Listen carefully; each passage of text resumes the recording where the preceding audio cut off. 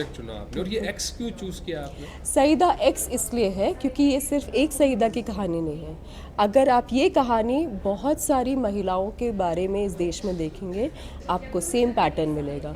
Same pattern मिलेगा कि वो रोज़ कोशिश कर रही है कि आज बच्चे के ट्यूशन की फ़ीस निकल आए, कुछ भी काम मिले वो मिल जाए।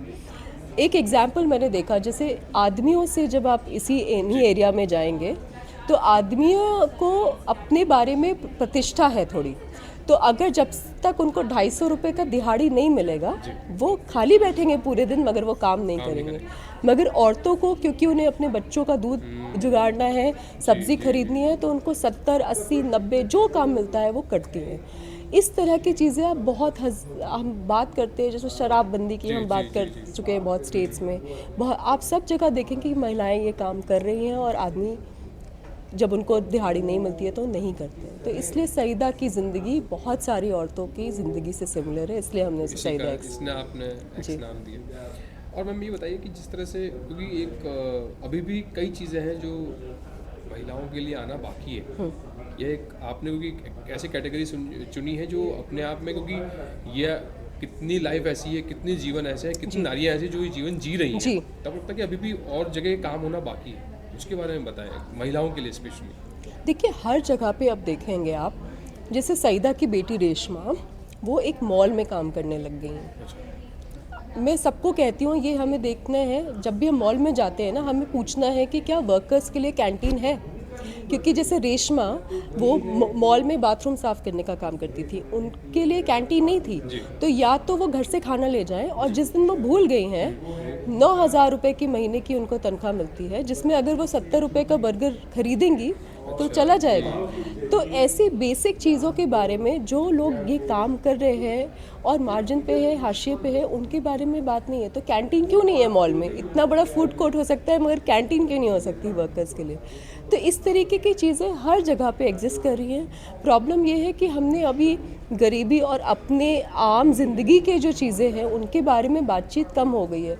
कोई फलानी बहुत ही भयंकर शादी हो रही है, किसी सेलिब्रिटी की वो हो रही है, उनसे उनके बारे में तो बातचीत है, मगर हर दिन के जो लोगों के मुद्दे हैं, रेशमा जैसे कि उसके बाद मॉल में काम करने के बाद वो जो है एक डिजिटल सेवा केंद्र में काम करने लगी।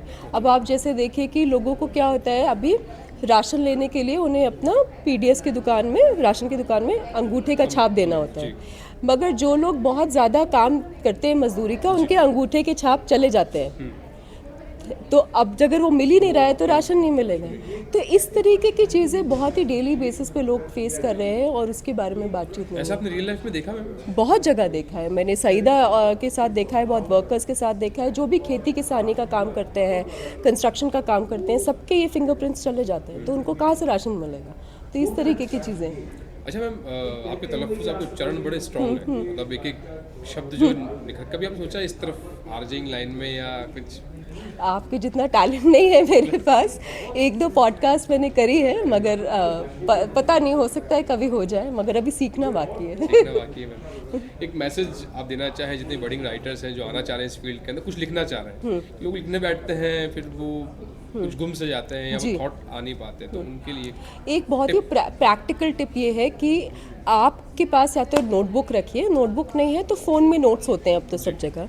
जब भी आपको कोई आइडिया आए तो आप उसको नोट कर लीजिए। तो जब आप तसल्ली से बैठ के वो अपने आइडियाज़ की लिस्ट देखेंगे तो आपको लगेगा कि आपने जब नोट किया था तब से आप ऑलरेडी उस पर सोचने लग गए। जो थ्रेड जो है वो गुमती नहीं है। हाँ, तो वो चलता रहता है, उसी से आगे बहुत कुछ डेवलप किया जा सकता है। म्यूज़िक का शौक रखते हैं?